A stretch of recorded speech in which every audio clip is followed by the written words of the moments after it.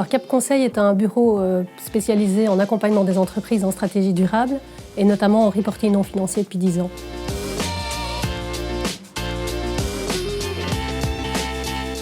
Alors ce reporting, ça va obliger les entreprises à faire plusieurs choses. La première chose, c'est regarder leur chaîne de valeur. Le deuxième élément, c'est identifier leurs impacts, risques et opportunités tout le long de leur chaîne de valeur. Et le troisième élément, c'est de consulter leurs parties prenantes pour prioriser tous ces éléments-là, de manière à pouvoir après effectuer un reporting sur la base des éléments ou des impacts qui seront considérés comme importants par l'entreprise.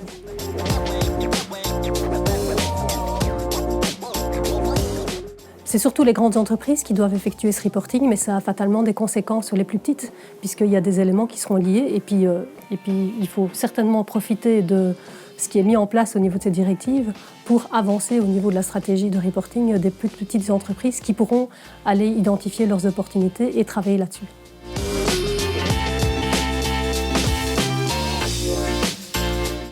Mais cette stratégie, elle va renvoyer au ESG, donc environnement, social et gouvernance. Donc elle va aller au-delà de la stratégie globale de l'entreprise et apporter des éléments en particulier au niveau des impacts que l'entreprise aurait au niveau de ses activités. Ça, c'est le premier élément. Et le deuxième, comme elle va devoir passer à travers une réflexion sur une identification de ses risques et de ses opportunités, ça va permettre de venir renforcer cette stratégie également.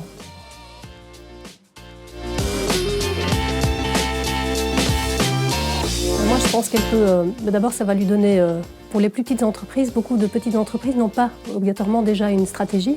Donc ça va leur permettre de construire déjà une première stratégie, d'avoir une vision long terme et de pouvoir également identifier quels sont les risques, comment est-ce qu'elles vont pouvoir diminuer ces risques et comment est-ce qu'elles vont pouvoir surtout identifier les opportunités sur lesquelles elles pourraient travailler, opportunités qui leur permettront de mieux se positionner sur le marché.